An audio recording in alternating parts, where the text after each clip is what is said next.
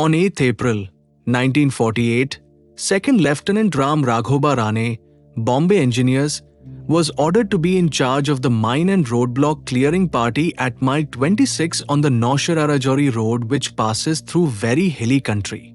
At 1100 hours on that date near Nadpur South, just as Second Lieutenant Rane and his party were waiting near the tanks to start the work of clearing the mines ahead, the enemy started heavy mortaring of the area, with the result that 2 men of the mine clearing party were killed and 5 others, including Second Lieutenant Rane, were wounded. The officer at once reorganized his party and started work for the tanks to go on to their position. Throughout the day, he was near the tanks under heavy enemy machine gun and mortar fire.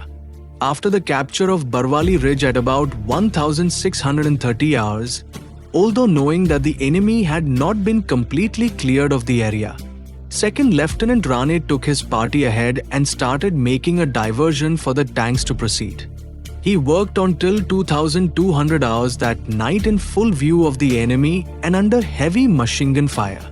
On 9th April, he again started work at 0600 hours and worked on till 1500 hours when the diversion was ready for the tanks to proceed. As the armored column advanced, he got into the leading carrier and proceeded ahead. After proceeding about half a mile, he came across a roadblock made of pine trees. He at once dismounted and blasted the trees away. The advance continued.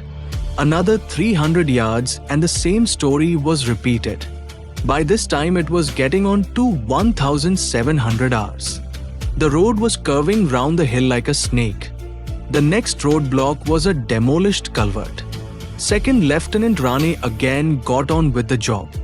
Before he could start work, the enemy opened up with their machine guns, but with super courage and leadership, he made a diversion and a column proceeded ahead. The roadblocks were becoming numerous, but he blasted his way through. It was now 1815 hours, and light was fading fast. The carrier came across a formidable roadblock of 5 big pine trees surrounded by mines and covered by machine gun fire.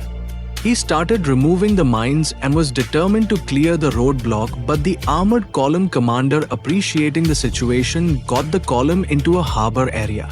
On 10th April 1948 at 0445 hours, Second Lieutenant Rane again started work on the roadblock in spite of machine gun fire with the support of 1 troops of tanks. With sheer willpower, he cleared this roadblock by 0630 hours. The next 1000 yards was a mass of roadblocks and blasted embankments. That was not all.